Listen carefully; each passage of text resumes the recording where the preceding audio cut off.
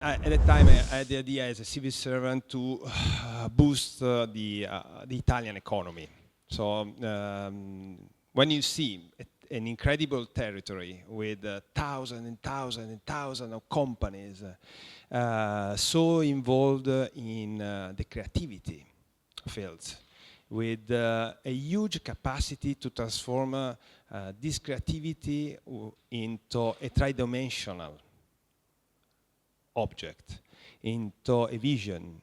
But seeing all that incredible companies losing themselves only in the product without the capacity to combine this innovation with the incredible assets that we have here, like the artistic, the cultural, the natural assets that we have in Italy, and without the capacity to boost that capacity in terms of distribution, of communication, of marketing, and just seeing all that territory so fragmented. We just talked about that.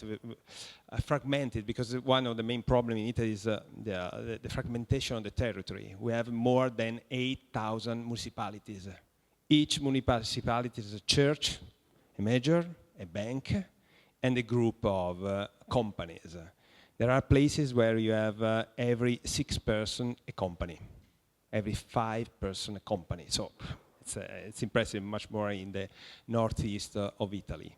But I would say much more in the northern part of Italy. So when you can see something like that, you say, okay, I have to do something. We have a strong. But the first problem is the storytelling. How we can transform this story in something that is valuable, not only inside where you have a problem, because the people is not able to recognize what they are doing. The first problem is the awareness. If you have not the awareness of yourself, what you can do? How can reboost or create something if you are not able to understand the capacity that you have, the skills that you have, how you can boost your skills in a global world? I told many times, so to describe you, what is Italy? If you are on the highway and you are arriving in Vicenza, and you take the gate in Vicenza Ovest, you will see a huge building called Dainese. Dainese is the man behind Valentino Rossi, the MotoGP. So he invented the security in the motorbike.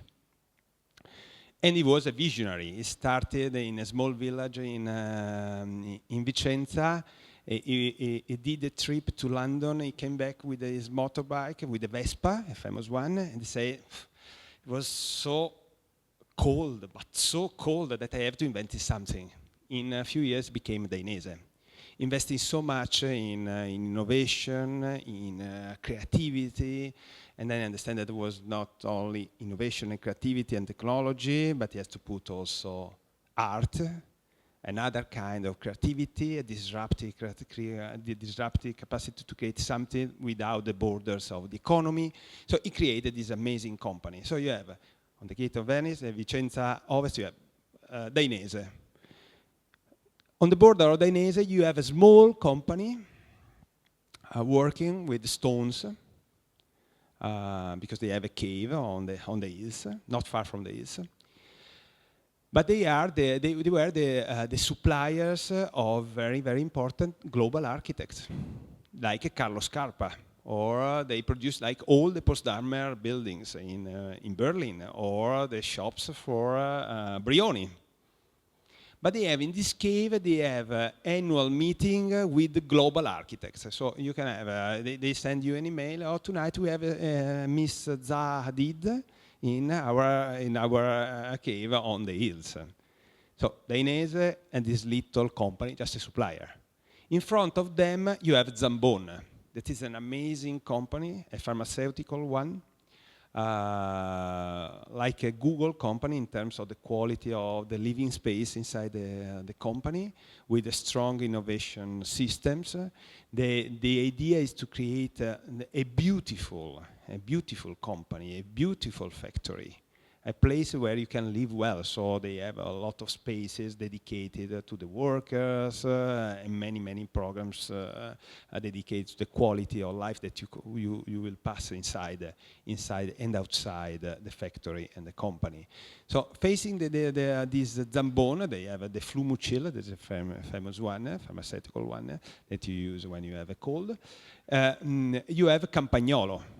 Just a few meters from Zambon, you have Campagnolo. Campagnolo invented the gear in the 30s.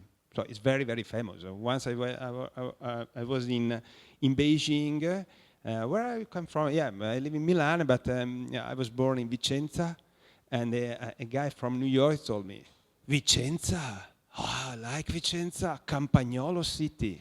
Campagnolo City. Yeah, and he had a tattoo of Campagnolo because they invented, so a very cutting edge brand in the bike world. Just a few meters from Campagnolo, you have Bottega Veneta, the first headquarter of one of the most amazing now and global brands that we can have in the high fashion level. In front of Bottega Veneta, you have the Vicenza Fair, that is the Golden Fair. It's very recognized. Vicenza is the city of Palladio. So the architect he created the shape of the American democracy. Hello? Because when Thomas Jefferson, if you can take in your hand, you have two American cents, you will see that there is a written word called Monticello, a little hill in Italian. So in the American sense, you have this Monticello. That was Thomas Jefferson that traveled around Europe.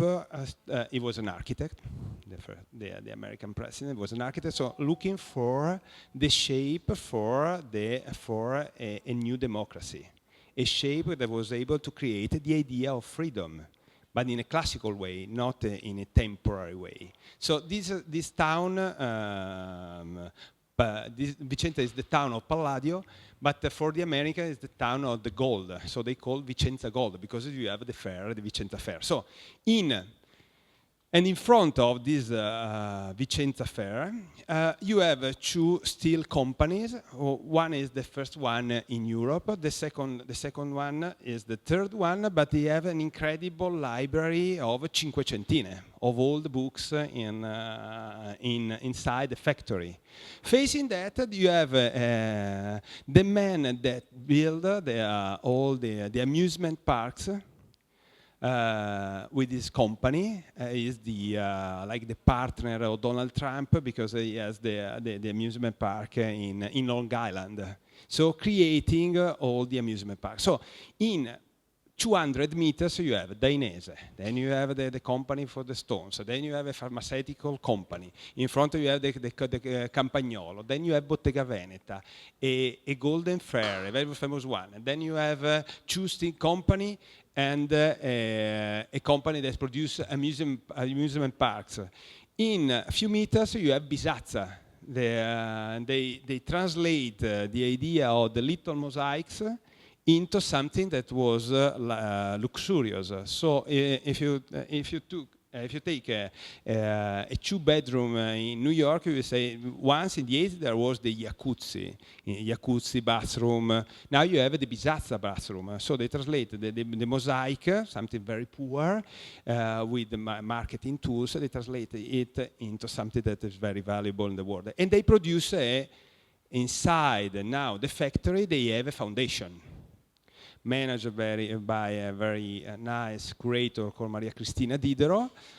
She's very well renowned in the art and the design world, and they are hosting like the Stephen Hall anthology, the Carsten Holler, so producing huge cultural exhibitions. So that's all in few meters. We say in 1 kilometer. And if you arrive in the town where Marco was born, that is Valdagno, you have the dynasty of this family called Marzotto. in the 30s of the last year, in Valdagno was built a city. This Marzotto created this social city, the city of the harmony. So he recreated a city, he built up a city with the most important theater, 2,500 people theater in the 30s, with the most big swimming pool of that time. There was only two Olympic swimming pools in Italy. One was in Rome for the Olympic Games, and the other was in Valdagno. And he created all the houses for the workers, for the managers. So he created an idea of this social. So in small kilometers, you have tons of, not only of production, of companies, but of culture, of not only of product, of aesthetic, but a mix, a potpourri of social vision, of capacity to understand the workers, but also to understand the innovation. So this incredible mix in a few meters. Just it's nice because near Valdagno, because the quality of the heritage. I told you that Vicenza was the city of Palladio. Palladio invented all the Palladian villas for an entrepreneur in the 16th centuries called Trissino, because he needed at that time a representation of his power. He was doing trade of textile. He had a textile company at that time. So, you know, that's why in that small area you have a company called Diesel, or many companies in the textile world, because in the 16th centuries you have Palladio producing a